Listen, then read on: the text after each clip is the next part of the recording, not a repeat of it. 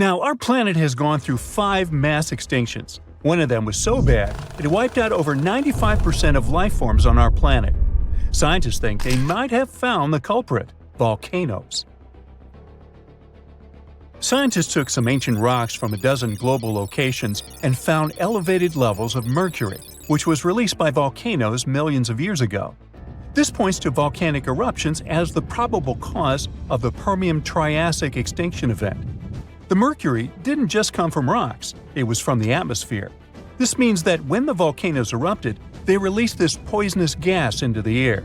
They produced about 720,000 cubic miles of ash, vastly more than the infamous eruption of Mount St. Helens.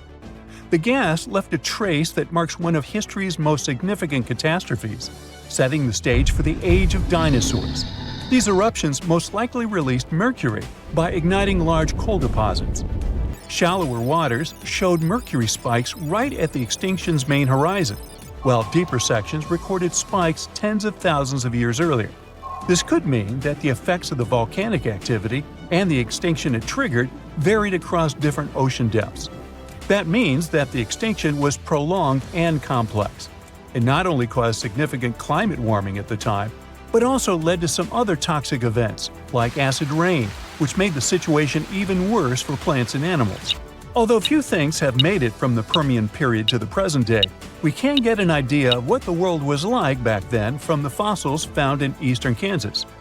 Now, 252 million years ago, the Earth was thriving.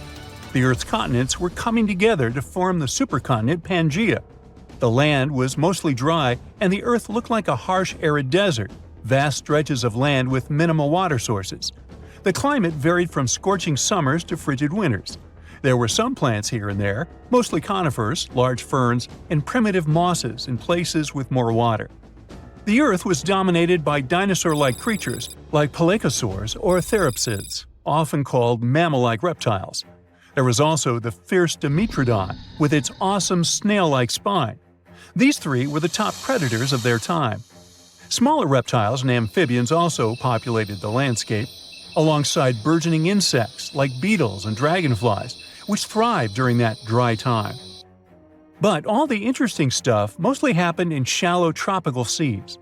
Marine environments were bustling with life: rich coral reefs, shellfish called brachiopods, animals known as bryozoans, and large single-cell fusilinids, which kind of look like they're covered in moss. Small funny ammonoids were quite popular as well, often hanging out in the oceans alongside brachiopods, bony fish, and sharks. Creepy trilobites, ancient marine creatures that first appeared 500 million years ago in the Cambrian period, but then persisted up to the Permian period. Trilobites were very diverse, active predators to scavengers or plankton eaters. However, almost all these beautiful creatures were about to disappear during the Permian-Triassic extinction. Now, this extinction was truly ruthless. More than 2/3 of amphibian and reptile species disappeared, and nearly 1/3 of all insect species were wiped out. Usually, the insects are resilient survivors, which shows how catastrophic this event was. Among these extinct animals was the terrifying Meganeuropsis, a giant dragonfly with a wingspan of nearly 2.5 feet, once found in central Kansas near Elmo. This place is famous for its rich collection of Permian insect fossils, including ancient crickets and cockroaches. For a while, it was a mystery what exactly happened.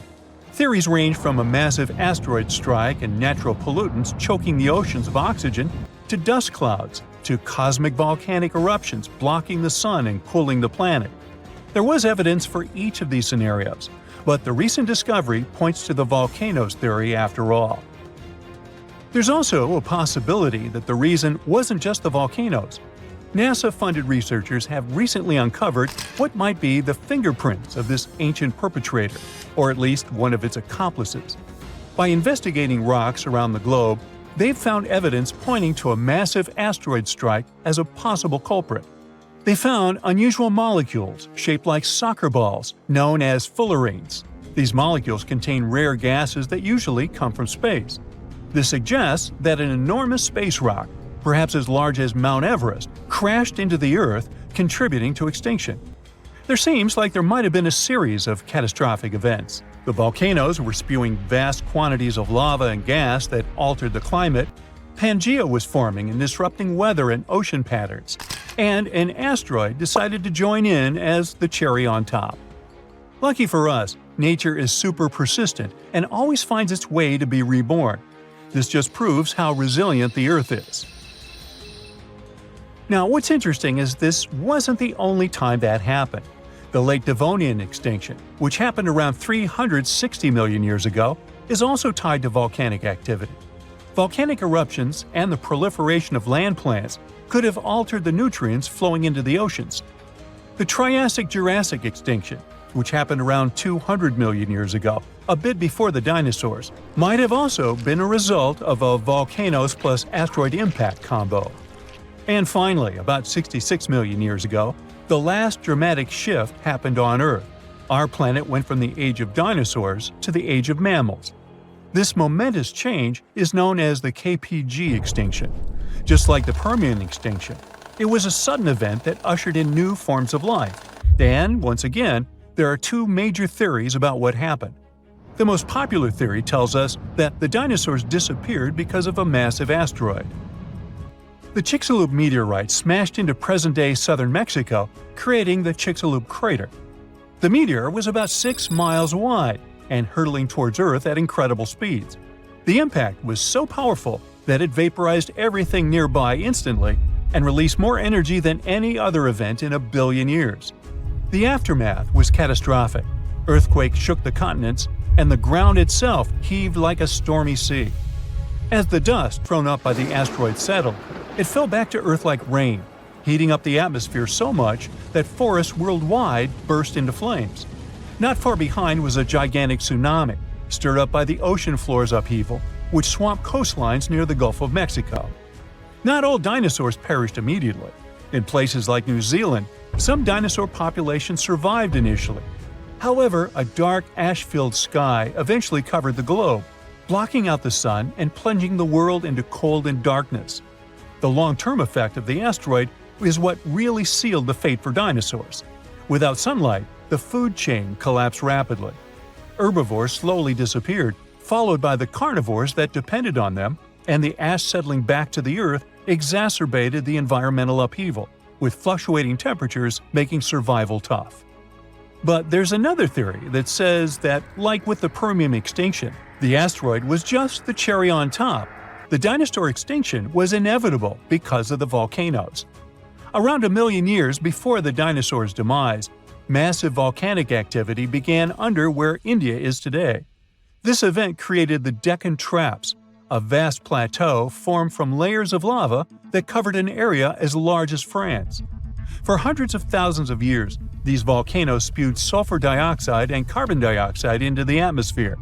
This turned the skies dark and the rain acidic, poisoning food sources and turning oceans into toxic baths. These changes were gradual but relentless, stressing ecosystems, breaking food chains, and leading to a slow but steady decline in many species, including the dinosaurs. Although it's not certain which theory is true, scientists now think that both were equally to blame. Maybe one day we'll have a clear picture of how the reign of the dinosaurs came to such an abrupt end. They ruled the planet for over 170 million years and then disappeared. History says it was a huge city-sized asteroid that came from space and hit the land of the Yucatan Peninsula around 66 million years ago. It caused terrible environmental changes, debris in the air blocking the sunlight so the plants couldn't survive. Temperatures on Earth's surface plunged. The animals were struggling to survive until they finally went extinct. At least, that's something many paleontologists believe happened. Now they found out dinosaurs were about to go extinct even before the asteroid. Their diversity started to go down 10 million years before the asteroid. Older, long-living species didn't evolve enough to adapt to all changes in the environment, such as higher sea levels, massive volcanic activity, cooler periods. Dinosaurs preferred a warm climate because it helped them to keep a stable body temperature. Dinosaurs lived on all 7 continents, even in Antarctica. That's because it wasn't all ice back then. Around 90 million years ago, Antarctica was a swampy rainforest with a warm, pleasant climate.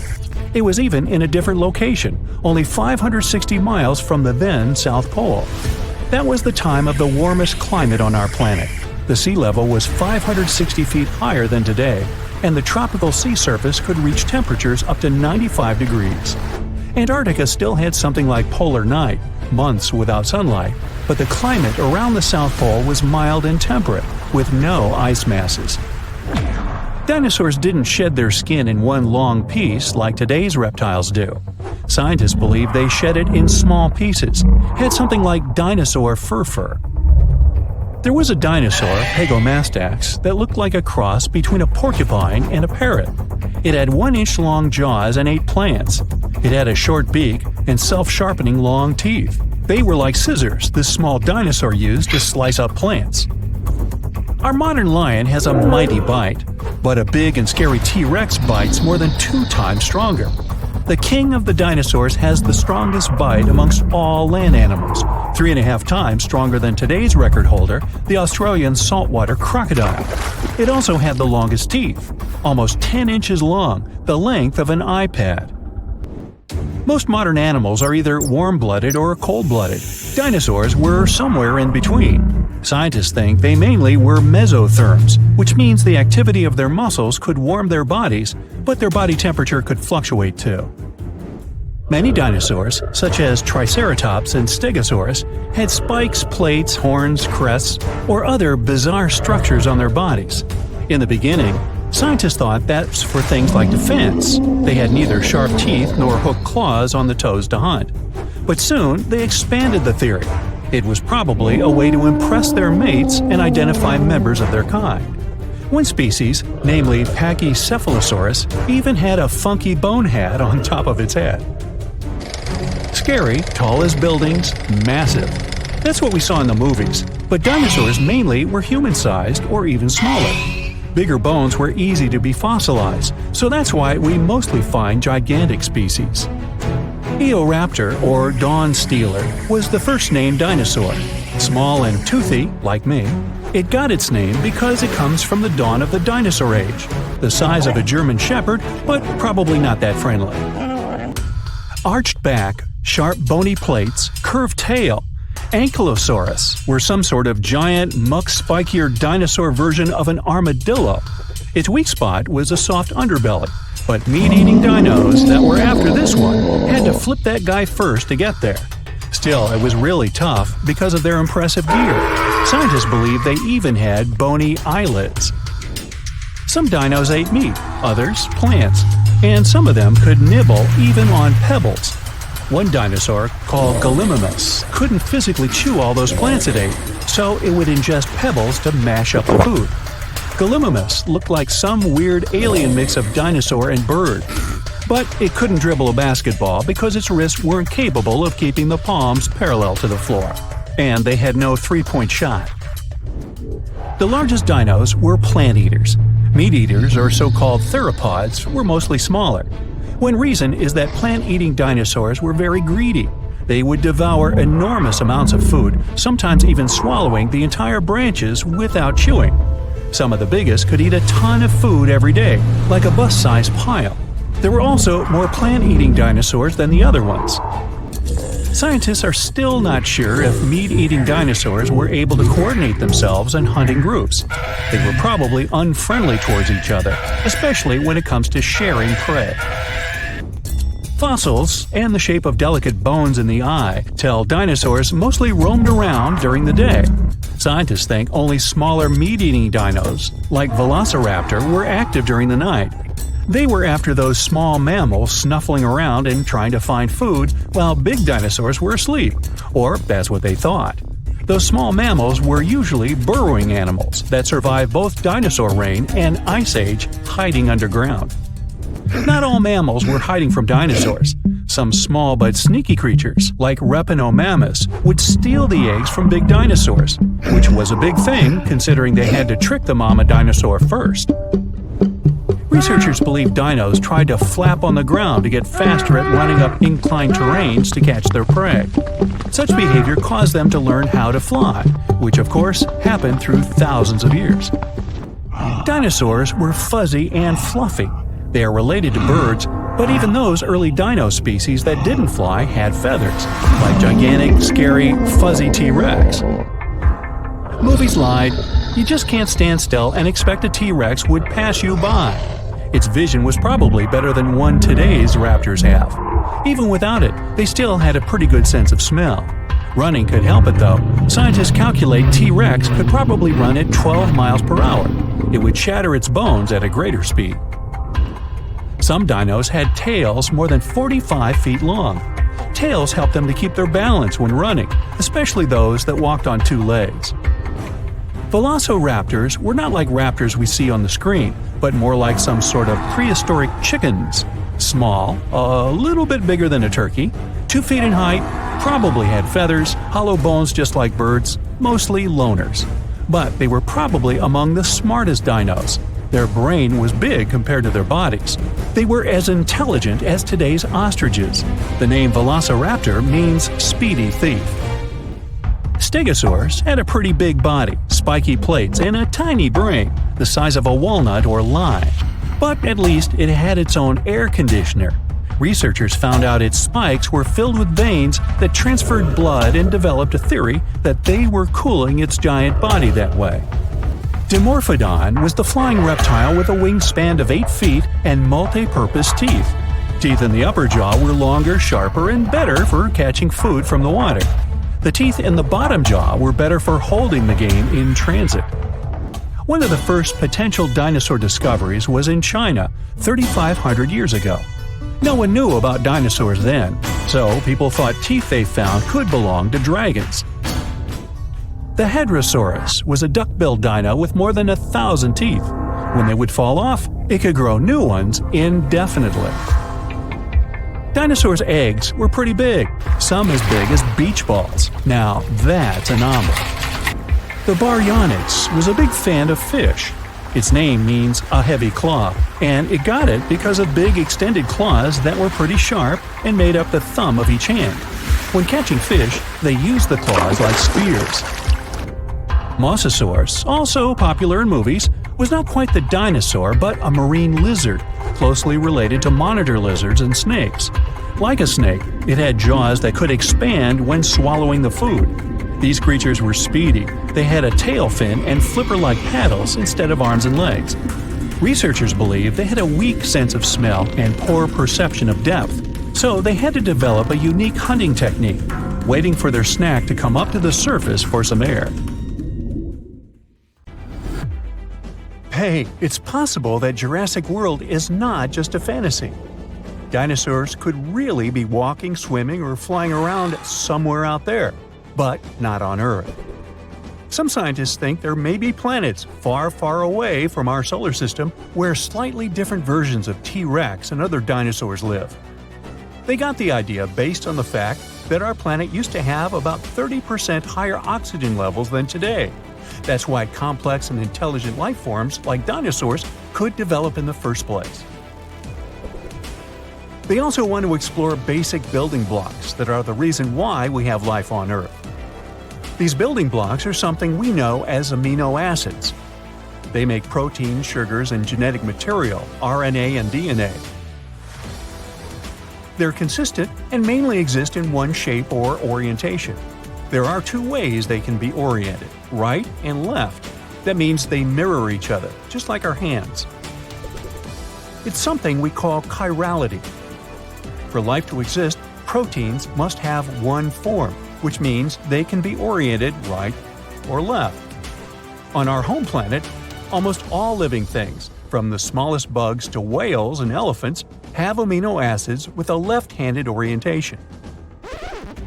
We're not exactly sure why things are set that way, but there's a theory that's because of meteorites that crash-landed on Earth 4 billion years ago. They brought specific kinds of amino acids and some other organic materials to our planet and somehow set the pattern we have today. Maybe we could use special telescopes we created to search planets, especially those where conditions are similar to how they used to be on Earth back in time when dinosaurs existed. In that case, it would be better to watch them from a safe distance, because, considering what they might look like, researchers say it might be a safer choice. That's a cool idea, but it's still very tricky. The history of life on our planet, especially that of dinosaurs, involved many catastrophic events and mass extinctions. There's always more room for new theories about dinosaurs. One of them says oil comes from dinosaurs. Interesting, but not true. Oil formed from the remains of sea animals and plants from millions of years ago. This was way before dinosaurs appeared. Tiny organisms ended up at the bottom of the sea. As bacteria decomposed animals and plants, they removed most of the oxygen and some other elements from them. It left behind only a sludge, which was mostly made of hydrogen and carbon. As time passed, those remains became covered with many layers of silt and sand. When the depth of the sediment increased to 10,000 feet or even more, heat and pressure turned the remains into natural gas and crude oil.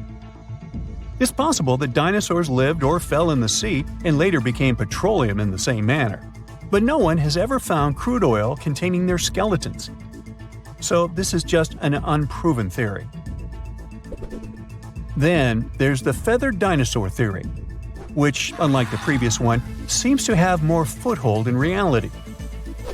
Back in 2010, researchers found evidence that 100 million years ago, there had been a dino species with ginger feathers.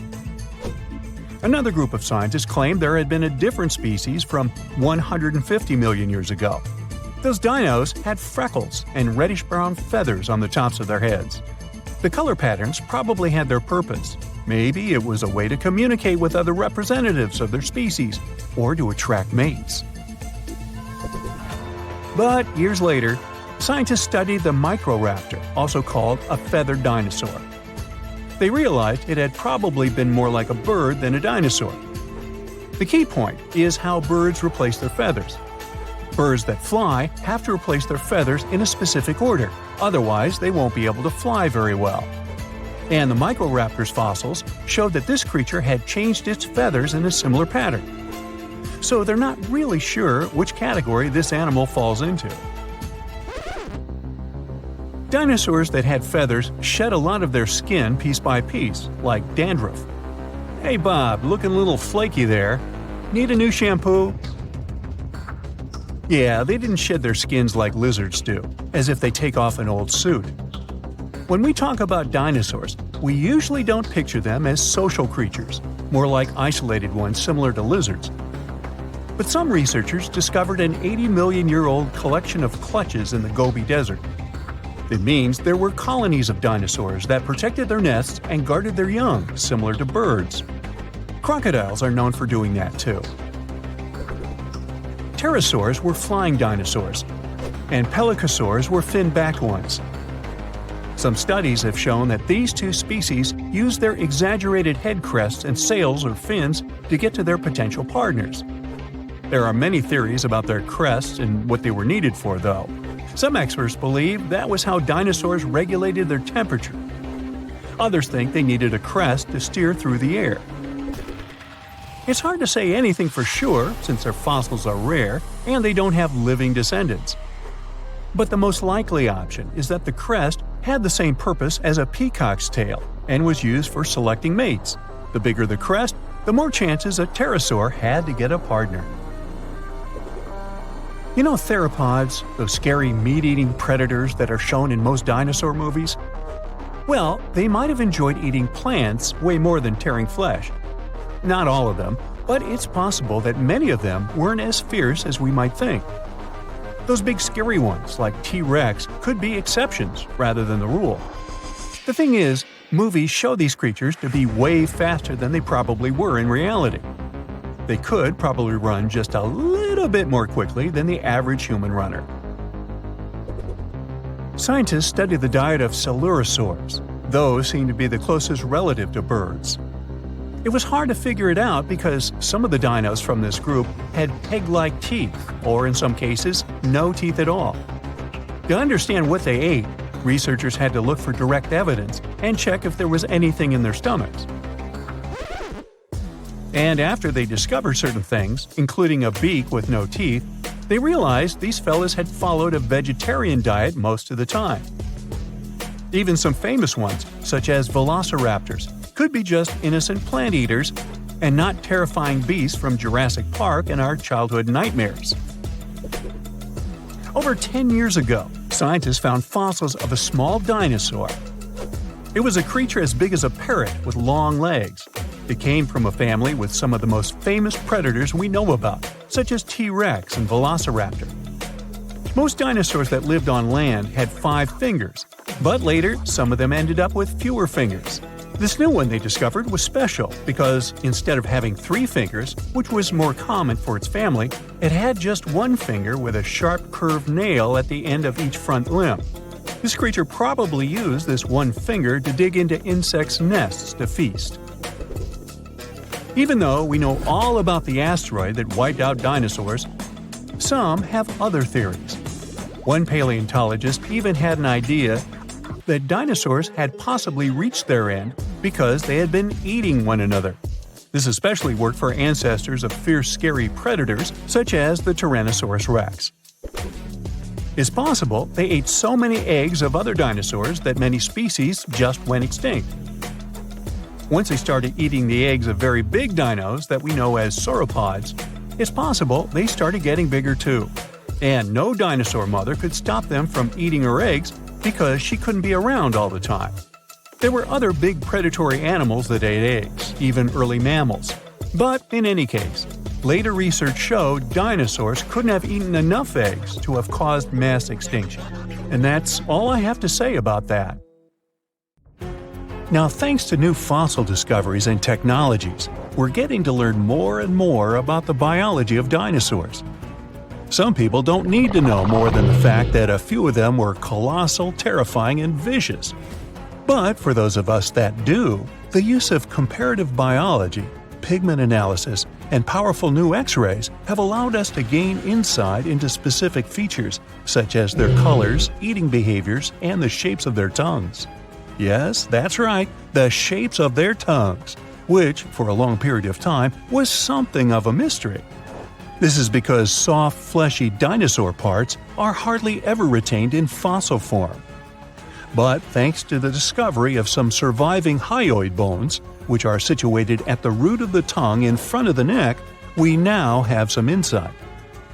Most animals have this hyoid bone that anchors the tongue. The shape and complexity of the bone determine how free-moving the tongue can be. Scientists have discovered that nearly all dinosaurs had simple tongues that laid flat and were extremely similar to the tongues found inside the mouth of a crocodile today. Yeah, this crocodile. Go ahead and take a closer look. Nah, just kidding. Come on back. Let's take a look at some specific dinosaurs and start with the Brachiosaurus. Let me stick my neck out on the line by guessing that most of you will be familiar with this dinosaur because of its neck. You know, the one which was typically 30 feet in length. Despite its neck being its most distinctive feature, its name actually translates to arm lizard in Greek.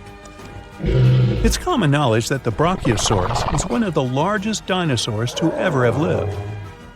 On average, it reached 76 feet in length and 40 feet in height. That's roughly the length of 2 school buses and as high as a 4-story building. None of which were around in the era of the big guy here. Fragmentary leg bones and vertebra of even larger dinosaur species are known, but these skeletal remains are too incomplete to determine their exact size. So this guy may have been the largest dinosaur ever. A renowned herbivore, thank goodness. The Brachiosaurus is thought to have eaten up to 880 pounds of dry plant matter every day. Most of this was made up of coniferous trees, ginkgos, and cycads. This target might have been hard to hit for this dinosaur, as researchers have learned that its teeth were spoon-shaped and not ideal for chewing food. This means that the creature would have swallowed vegetation whole, as its teeth were suited to stripping it but not breaking up large chunks of plants. This, along with the dinosaur's body shape, suggests that the Brachiosaurus would have liked to feed as quickly as possible. Dinos like these didn't always make use of their ability to strip towering trees when dining. The Brachiosaurus traveled in herds, moving to the next location once they had exhausted all of the local vegetation. And I mean all of the local vegetation, not just that which hung high on trees.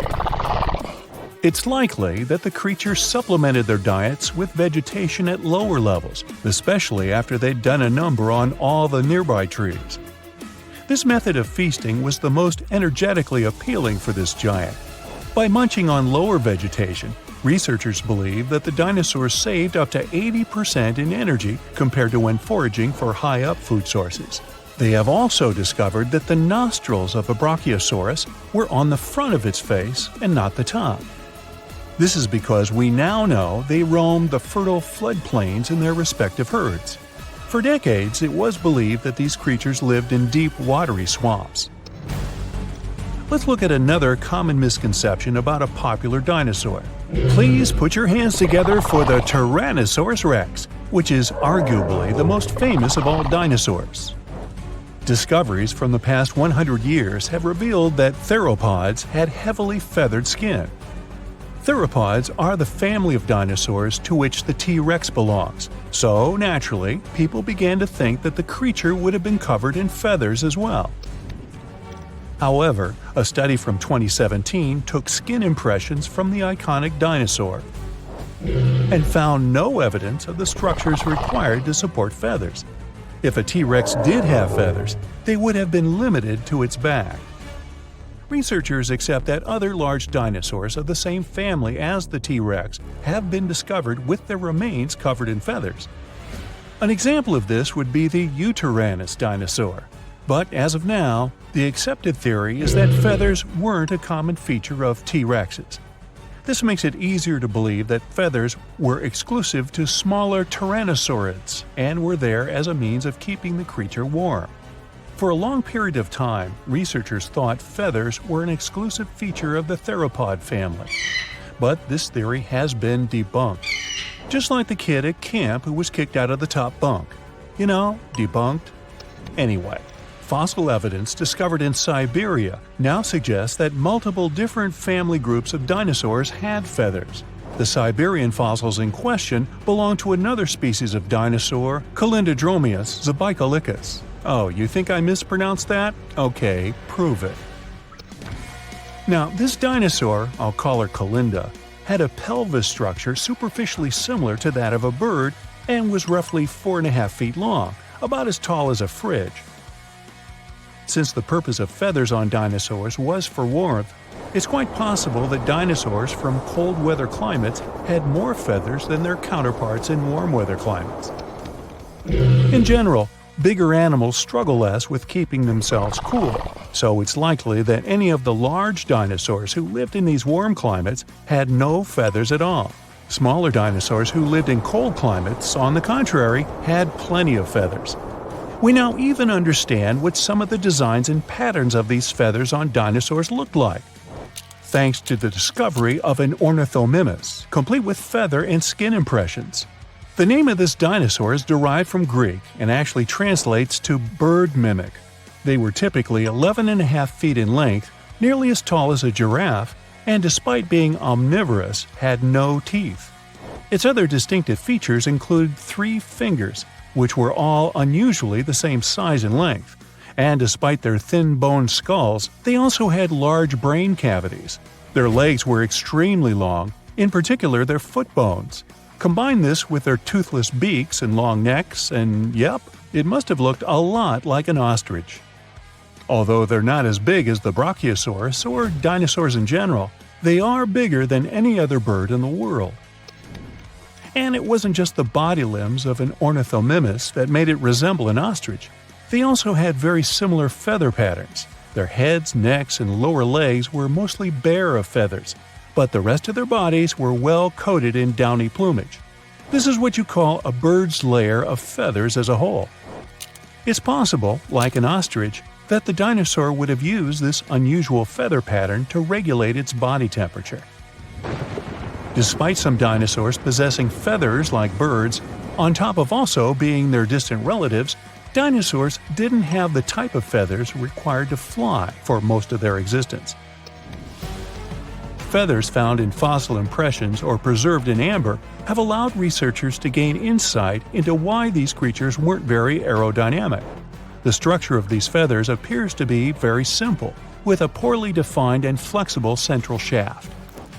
These feathers would have better served any dinosaur as a fashion statement, as they would have helped attract the attention of other dinosaurs. These feathers also would have had the ability to regulate body temperature.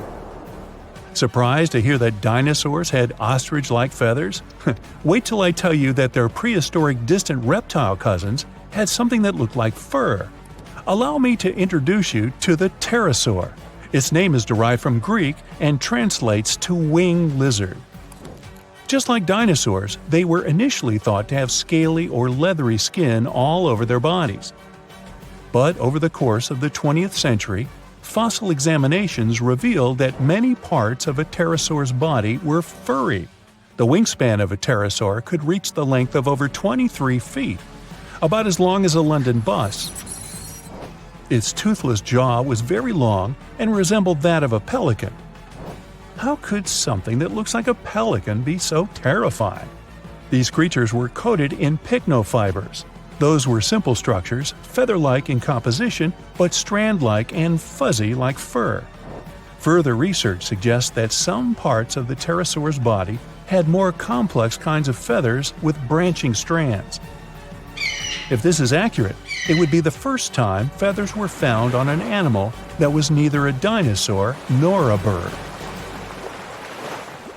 So, Megalodon was one of the biggest and most ferocious monsters on our planet. Powerful jaws, razor-sharp teeth, gigantic size.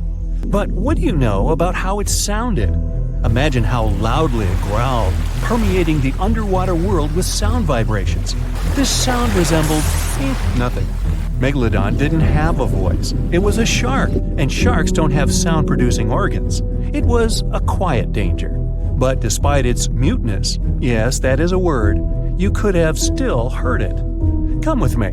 Now you're underwater, clenching your fist, raising your hand, and quickly bringing it down. Now imagine that you have a big submarine instead of a fist and hear the water flowing around the smooth surface of the hull. That's what a megalodon sounded like. When this monster was swimming out to the surface and opening its jaws, it sounded like a waterfall. The giant shark swam at high speed. When the water was passing through its mouth and gills, it sounded like a flowing river, a fast, powerful river. Megalodon had no voice, only the scary sound of flowing water. Other ancient fish could make sounds, but you would hardly hear them. Whales, dolphins, and their distant ancestors are not counted because they're mammals. Fish communicated at frequencies elusive to human ears. They still have this ability, but in most, the ocean was and is a pretty quiet place. So let's get out on ancient lands and check what was going on with the sounds there. Thanks to modern technologies, scientists can analyze the sounds of many ancient animals. Using CT scans, they found that some dinosaurs had complex systems of small open pockets in their skulls. They used these winding cranial mazes to reproduce a wide range of sounds and regulate body temperature, and people have managed to hear them.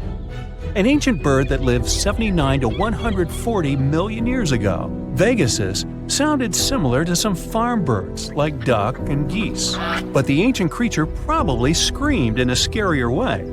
Scientists found this out thanks to the Syrinx fossil they discovered in 2016 in Antarctica. It's the oldest known vocal organ in the world. It helped Pegasus make a double humming sound coming from the left and right sides of the Syrinx. Imagine a duck and goose screaming. Increase the volume several times. Perhaps that's what its distant ancestors sound like. As for other flying reptiles like the pterodactyl, it couldn't scream like Pegasus because it didn't have a syrinx. These winged monsters could growl, hiss, and snap their beaks, and this was their most effective sound. Remember any tall basketball player. The skull of the pterodactyl was slightly longer than their height. Just imagine what a noise the dinosaur created when it was snapping its powerful beak. The clicking sound could deafen and frighten other ancient creatures nearby. Now, you probably know what a Tyrannosaurus sounds like, thanks to the movies. Among thousands of others, you'll recognize this prolonged roar similar to a chainsaw, vacuum cleaner, and horn.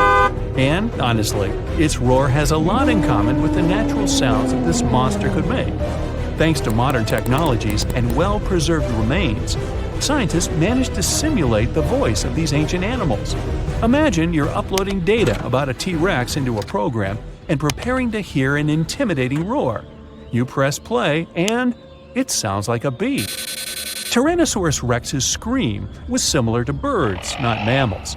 But it wasn't just a beep. It used nostrils to scream, not a mouth. The hum came from the chest and resembled a siren with low bass. Maybe it sounded a lot more intimidating than what we saw in the movies. It was louder than all the trumpets of the symphony orchestra, and it did it only with the help of its nose. It's not known for sure whether it could growl through the mouth. You could also hear how long-necked dinosaurs sounded in the movies. Their calls were similar to those of elephants, something between a saxophone and a car horn. But in fact, these tall creatures whispered.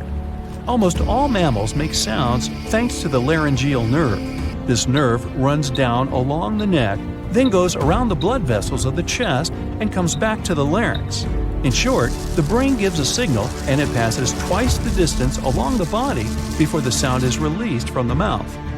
And now, remember those long necks of dinosaurs? This was the height of a 5-story building.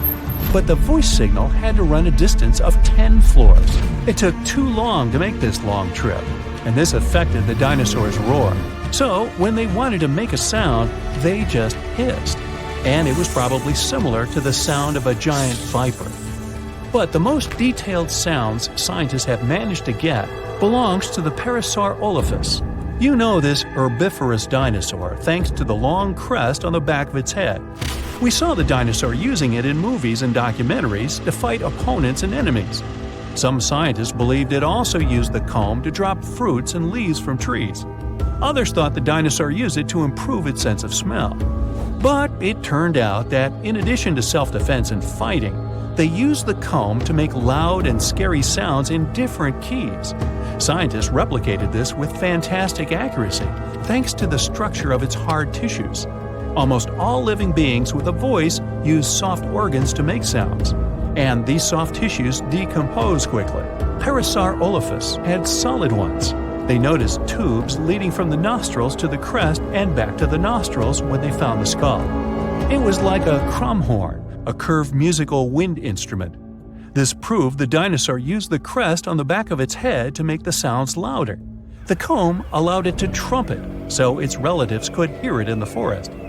They made humming sounds with low and high notes.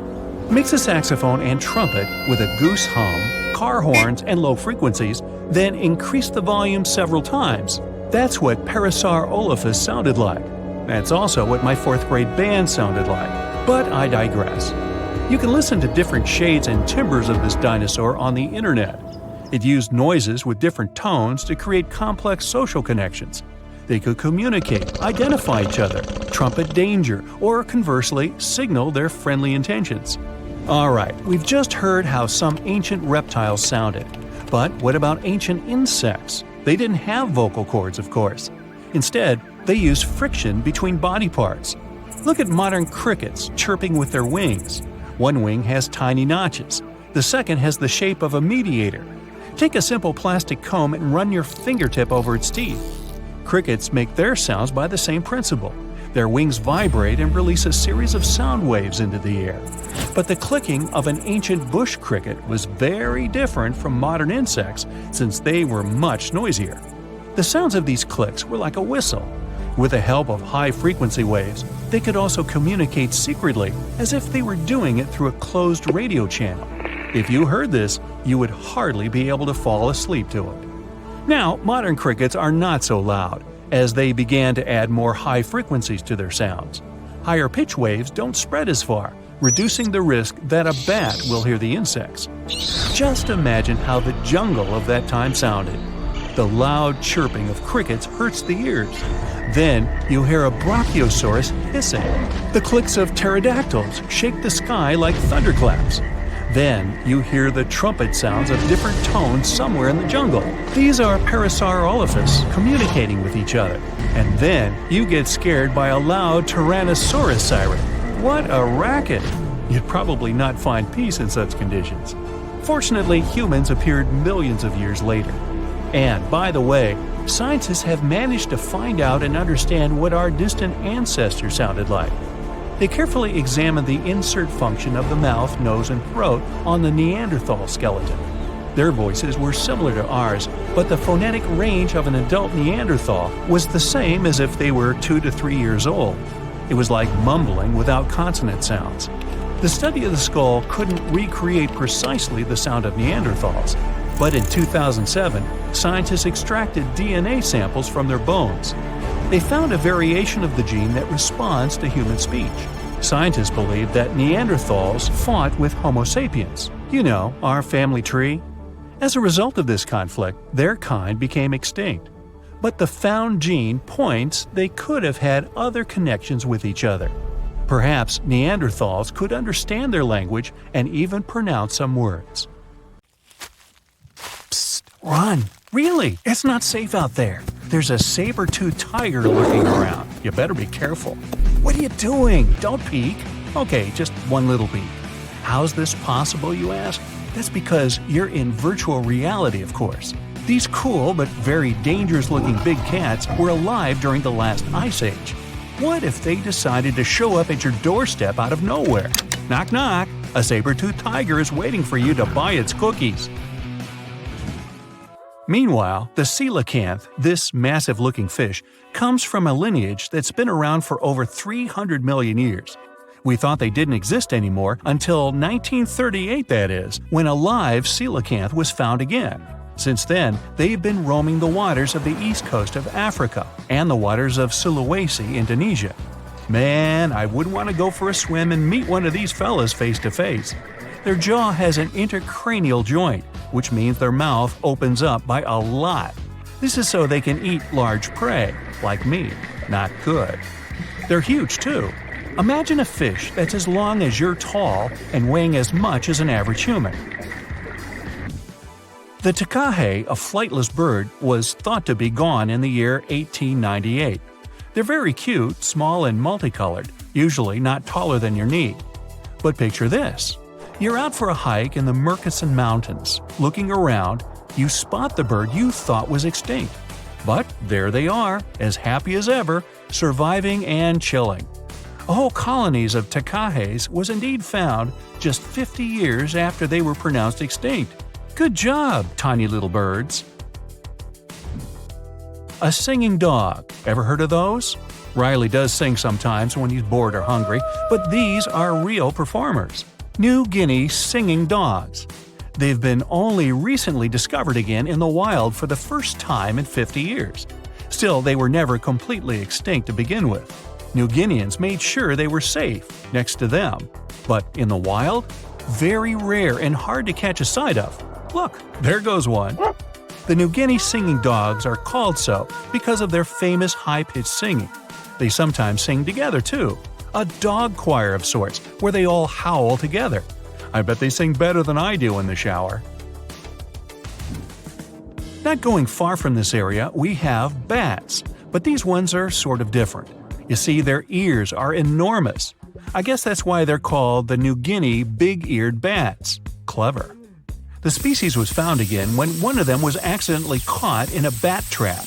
Until then, I guess they were playing hide-and-seek with us, because up till 1890, they had been thought to be gone. They're still not out of the danger zone because of habitat loss.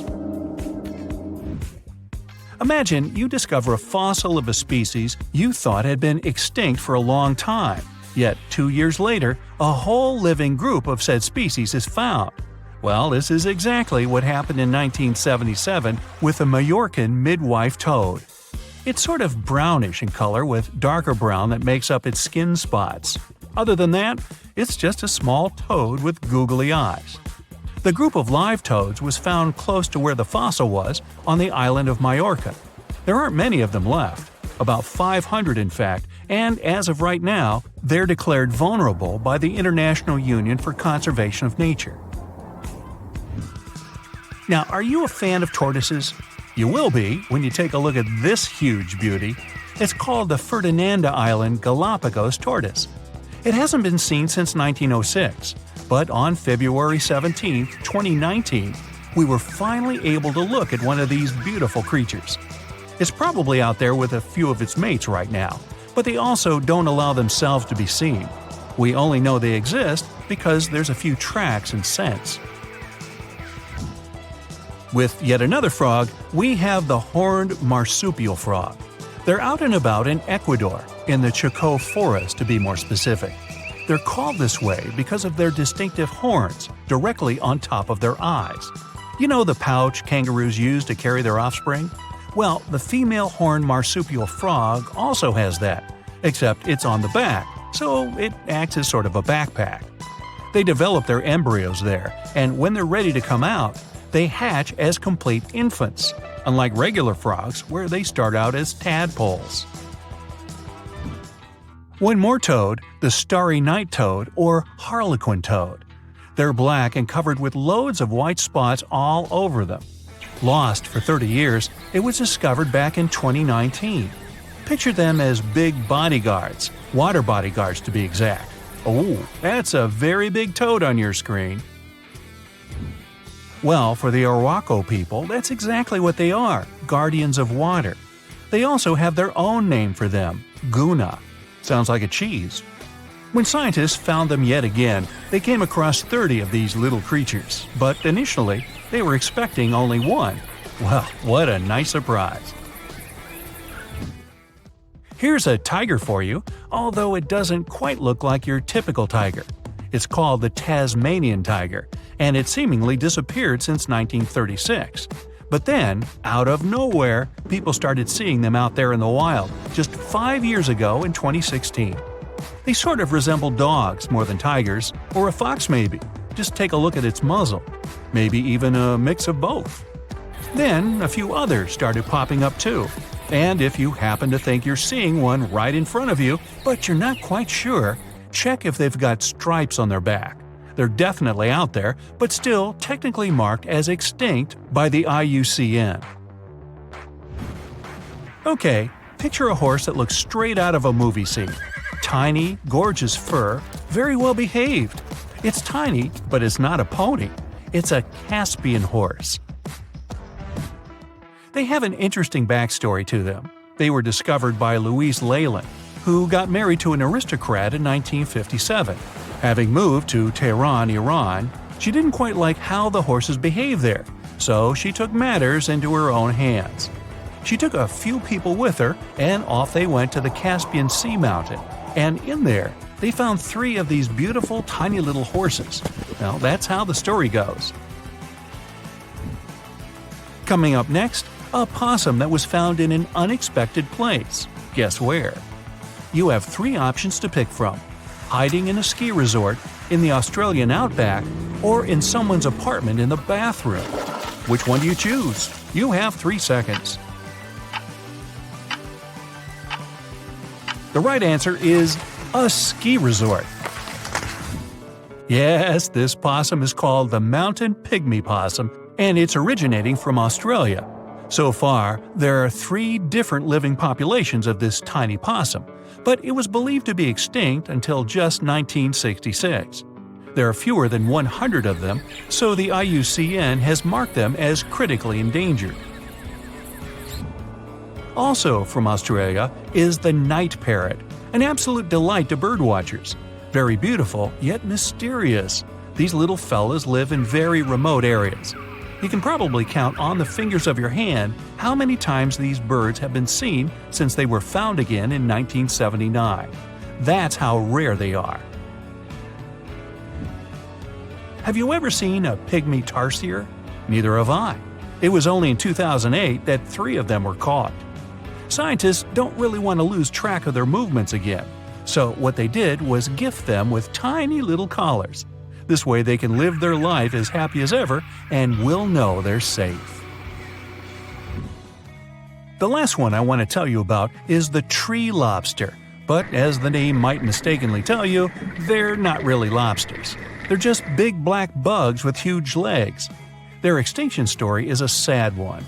In 1920, a cargo ship got stuck on Lord Howe Island, and it had rats aboard. These rats fled the ship and ran straight to land. Even though tree lobsters are bigger than most insects, they're still relatively small compared to rats. The poor things never stood a chance. Still, in 2004, life shone again for these distinct critters. A pair of Australian scientists were out and about on the island and came across 24 of them. All of them were living beneath one single shrub. Hey, if there's enough space for everyone, it's not small, it's cozy. Bottom line, it's better to be distinct than extinct. Don't you agree? In 1952, an Air Force plane called C-124 Globemaster II crashed into a big mountain while flying from Washington to Alaska. Sadly, everyone on board, 52 people in total, didn't make it. The bad weather at the time made it hard to find the crash site, and even later, any attempts to locate it failed. But in 2012, a helicopter crew doing a training mission spotted the pieces of the crashed plane on a glacier called Colony Glacier in Alaska. They started looking for more pieces and confirmed it was indeed the missing plane.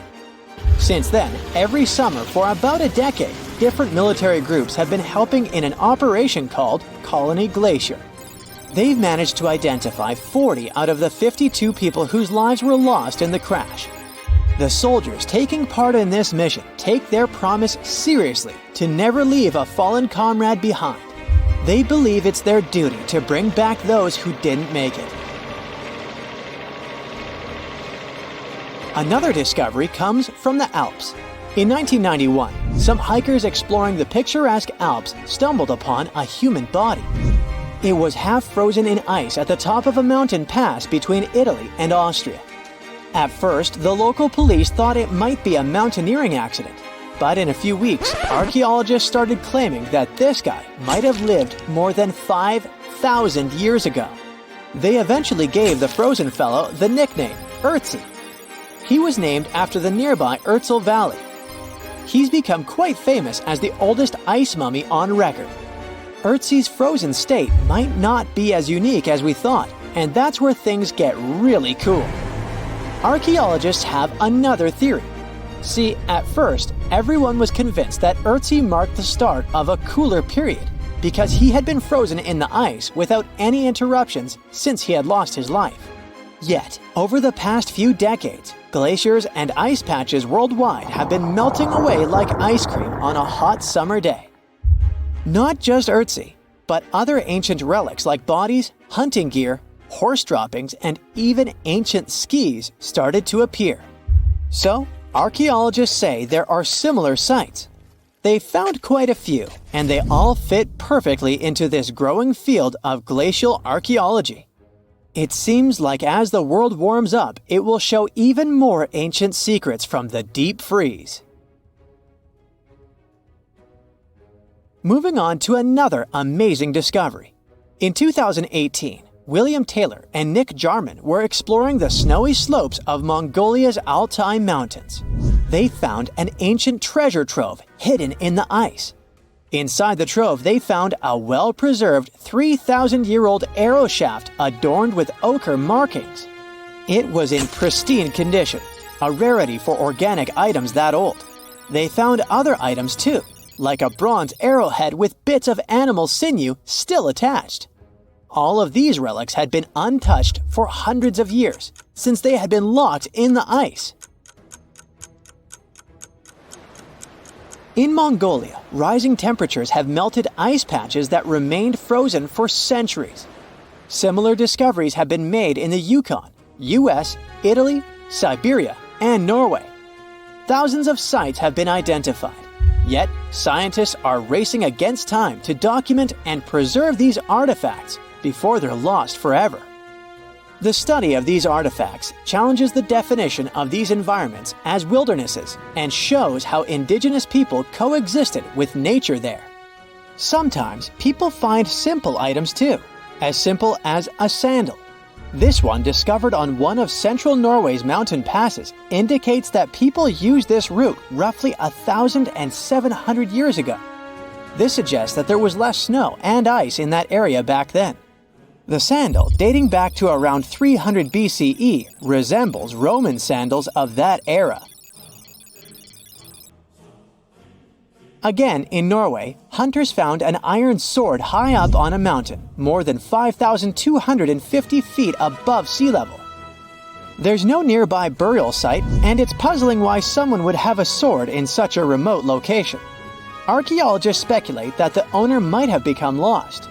Then, in 2011, unusual objects resembling giant slingshots began to emerge as the ice melted. Radiocarbon dating suggests that this particular object was crafted around 400 BCE. It measures over 3 feet long and has knife cuts. Those puzzled archaeologists until one team member recognized them as tang, or pliers, used to secure loads on sleds when transporting hay or leaving for animal food. People in the area used hay sleds with pliers until the 1950s, when tractors became more common. Now, let's get back in time to thousands of years ago. We can easily do that by looking at this woolly mammoth. This creature looks a bit like a cherished but slightly worn-out toy. This ancient giant, whose heyday was 39,000 years ago, is the best-preserved mammoth ever found. Even its signature shaggy hair is surprisingly well-preserved, having been trapped in glacial ice until its recent discovery in Siberia. This remarkable animal is stepping into the limelight in Yokohama, Japan. Scientists are running tests that might bring this extinct species back to life. When they stumbled upon this female mammoth, they uncovered a hidden treasure, a sample of her blood preserved beneath the ice. So they believe this ancient blood could hold the key to resurrecting the mammoth. They also found well-preserved muscle tissue. She was between 50 and 60 years old when she met her icy fate. The discovery of mammoth blood has reignited debates about the ethics of bringing back extinct creatures, like in Jurassic Park. Their ambitious plan is to implant an egg into a living elephant for a 22-month pregnancy, hoping that at least one living mammoth cell might survive. Hop on, we're going to the French Alps. We are at a spot not far from where an Air India plane tragically crashed 46 years ago. We're accompanied by a diligent mountain rescuer and his neighbor. They went to this area after a bunch of tourists had noticed a strange-looking thingy on a glacier. It was a bag. The Indian embassy in Paris got wind of it, and it was all set on getting that bag. What makes it kinda cool is that it had diplomatic mail and Ministry of External Affairs written on it. The Air India flight was on its way from Mumbai to New York when it took a nosedive in January 1966. It took 117 people on board down with it. Guess what else was inside the bag besides the soaked diplomatic mail? It had a stack of old Indian newspapers. So, alongside those, they also found bits of the plane's cabin, a lone shoe, and a bunch of cables. Totally unexpected treasures on that mountain. During the summer of 2013, scientists stumbled upon a message left behind by a geologist named Walker, who had placed it there 44 years before. That message sort of served as the man's last testament. He passed away just a month after hiding the bottle in the rocks on the island. The content of the message was quite astounding. In 1959, Walker had measured the distance from those very stones to the glacier's edge, and it clocked in at a mere 167 feet. By 2013, that distance had ballooned to 400 feet. Researchers are convinced that this stark contrast between the two measurements underscores the consequences of ongoing global warming. Imagine the melting ice in Norway's mountains as a time machine revealing a treasure trove. Nearly 800 Viking artifacts tucked away for over 1,000 years have been unearthed. They give us a peek into the bustling trade networks of the Viking era and the critical role of the mountain passes in this ancient commerce. Among the finds are leather shoes, cozy woolen mittens, stylish tunics, feathered arrowheads, horseshoes, walking sticks, and kitchen gadgets from the Viking chef's toolkit. There are even Viking pack horse souvenirs. These artifacts provide us with insights into ancient travel habits and the peak times when those paths were bustling with activity, and give us a glimpse into the lives of adventurers. The problem with that asteroid that destroyed dinosaurs was not that it fell, but where it fell. This colossal space rock found the worst place where it could land. Also, the angle at which it hit the ground was the most unfortunate. If it had fallen vertically, there would have been less destruction. But it fell at such an angle that it threw a huge amount of dust into the air. After the disaster occurred, tons of soot started burning. 65 million years ago, only 13% of Earth's surface contained the right amount of sulfur and oil needed to form a colossal amount of soot. If the asteroid had fallen on the other 87% of the territory, dinosaurs could still be living today, but it hit the worst place and lifted 1 million tons of burning material into the sky. A cloud of incandescent particles covered the sky and set off on a journey across the mainland. Then, these particles settled on the ground and caused large-scale fires. Trees were burning and sending more soot into the sky. But the asteroid collided not only with rocks, it fell on the coast in a place where the seabed was filled with sulfate. As a result of the collision, it started burning, which caused the release of sulfuric acid into the atmosphere.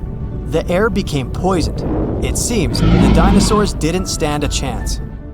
And now, let's imagine the asteroid falling in another place, somewhere in the middle of the ocean.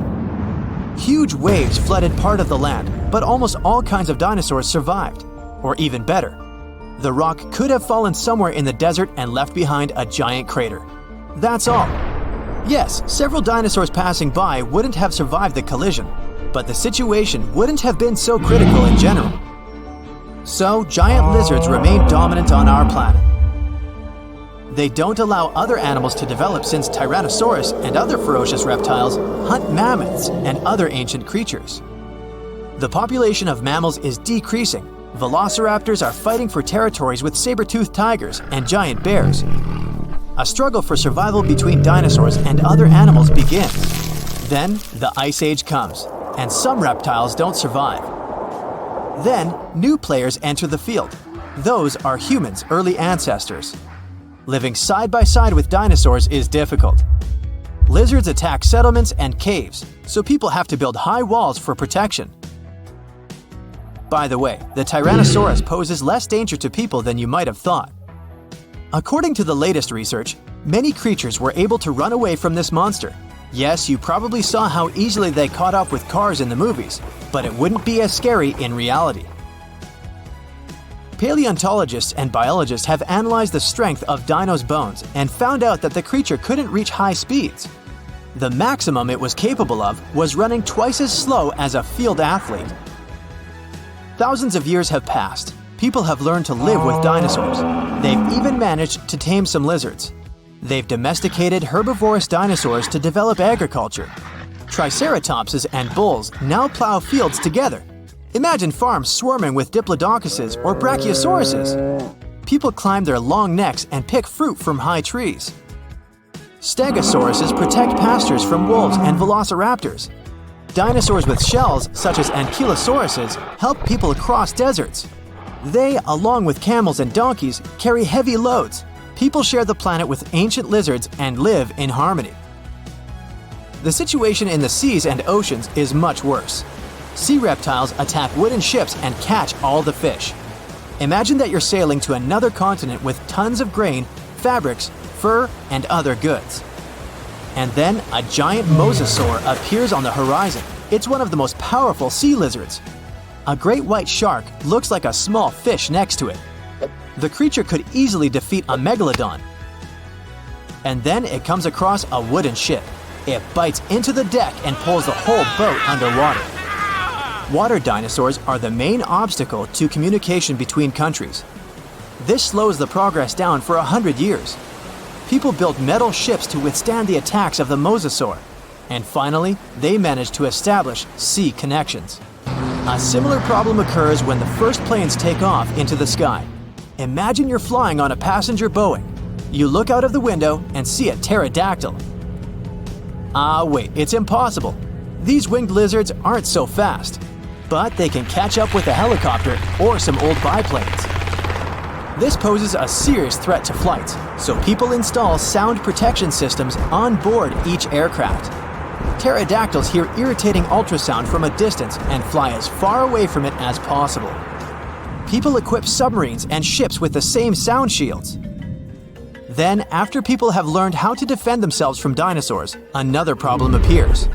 Lizards are the kings of wildlife, so they displace all other animal species. Dinosaurs run across African savannas, and lizards with fur live in cold winter forests. Lions, wolves, and bears are not the rulers of the wild. Rhinos fight with Parasaurolophuses. Stegosauruses attack hippos and take away their territories. Venomous dinosaurs live in jungles. Lizards that can climb trees scare monkeys. Imagine a reptilian ape jumping from one branch to another. To save regular animals from extinction, people have to control the population of predatory reptiles. Huge parks and nature reserves appear in all countries. People transport dinosaurs there and separate them from other wildlife. Dinosaurs seem to be completely under control. When the danger caused by giant reptiles passes, people begin to breed smaller, harmless lizards. Someone buys a chameleon, and someone keeps a Microceratus at home. There are dinosaur exhibitions. People take these creatures for a walk as if they were dogs. Some people take selfies with reptiles, go shopping, and sit in cafes with small lizards. Dinosaurs aren't formidable now. They're kinda cute. People ride horses, camels, Parasaurolophuses, and Pachycephalosauruses. Of course, many have tried to tame velociraptors, but failed. Those are dangerous reptiles and they don't know how to obey. Taming them is almost as difficult as taming an alligator. But dogs and cats are still more popular because they're more intelligent. The brain of a dinosaur is almost the same as that of a chicken. But who knows, if they had lived to this day, perhaps they would have evolved into smarter creatures. Just imagine if dinos were intelligent.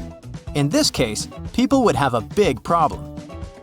Some scientists think that even if a meteorite hadn't destroyed the dinosaurs, they wouldn't have survived to this day. They needed to carry their own colossal weight at all times.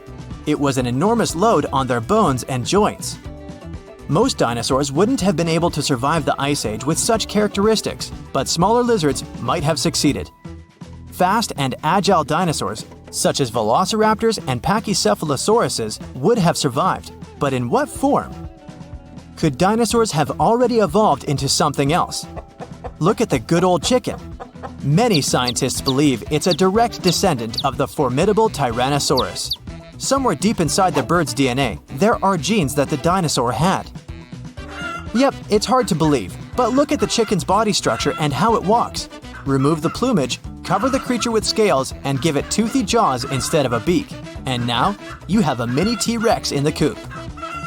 And by the way, not only chickens might be the relatives of giant lizards, many birds are dinosaurs' living descendants. Surprisingly, alligators, snakes, crocodiles, and monitor lizards are not as close to ancient reptiles as pelicans, storks, and other flying creatures. Over millions of years of evolution, the paws of dinosaurs turned into wings, and toothy elongated jaws ended up as beaks. The genetics of birds is the key to understanding dinosaurs. Pelicans are similar to pterodactyls, ostriches to velociraptors. Perhaps many other animals also share some genes with ancient lizards. If the meteorite hadn't fallen, all dinosaurs would have evolved into completely different, unusual creatures. Scientists want to carefully study the DNA of birds and try to reverse evolution with the help of genetic engineering. They hope to breed dinosaurs out of eggs one day. But to do this, they need to find a specific genome that hasn't changed over tens of millions of years. It hides in the DNA. And it's not so easy to find it and extract it. Do you think we will see powerful reptiles by 2050? Ever looked out at the stars and wondered if there's anyone else out there? A different type of creature living on another planet, just waiting to be introduced to a different species. How come we've never stumbled upon other life than we are in our galaxy? And more interestingly, if we aren't alone in the universe, it's curious that no one has ever tried to get into contact with us. The Fermi paradox aims to answer many of these questions. Hey, let's be honest, they've puzzled scientists, philosophers, and the general population for decades. It's named after the Italian physicist Enrico Fermi, who first proposed it in 1950. Given that the universe is vast and there's a pretty good chance other planets exist that could potentially harbor life, it seems quite normal to assume that there must be other intelligent civilizations out there somewhere.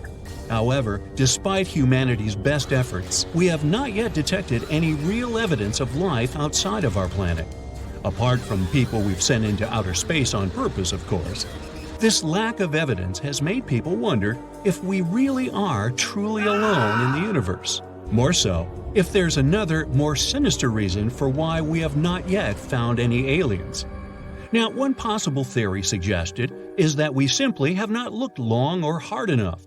The universe is immense, and other civilizations could likely exist on planets that are too far away for us to detect. The technology we would need to identify these civilizations is probably not even invented yet. Or even if it is, it's surely not powerful enough to reach across light years of space. Could it be that we are the only intelligent life in the universe? This theory suggests that the conditions necessary for life to evolve and thrive are very rare. Like in our case, for example, the fact that our Earth has water, a stable atmosphere, a magnetic field, and a pretty reasonable climate. Some scientists can't help but think that ours is the only planet in the universe that has managed to produce these conditions, and because of that, also have intelligent beings wandering around its surface. However, this theory does not fully explain the paradox, as it does not account for the fact that the universe is so vast and has been around for so long, way longer than we have. The age of the universe is estimated to be around 13.8 billion years old, while our planet is only about 4.5 billion years old, give or take a few million. The more plausible suggestion is that there are other intelligent civilizations out there, but they are simply too far away for us to detect. This theory suggests that these civilizations may be located on planets that are much farther away from us than we can currently detect, or that they may be located in different galaxies entirely. Well, sorry to break it to you, but the universe is also expanding, which means that things aren't staying put. Even if we had the technical capabilities to start traveling between planets and galaxies, they might simply be moving away from us at a speed we'd never manage to catch up to. Just like all the previous ones, this theory has some flaws. That's because it does not fully explain why we have not yet detected any evidence of these civilizations. If they're far away, we're surely not able to detect them. But why aren't they trying to get in touch with us? It's hard to imagine that all of the other civilizations that may be chilling in our universe as we speak are less evolved than us. Looking back on a planetary scale, humans are really young. If we imagine that our planet is just 1 year old, then humans popped up on its surface during the final 20 minutes on December 31st. Compared to the whole existence of the entire universe, we're simply a blip.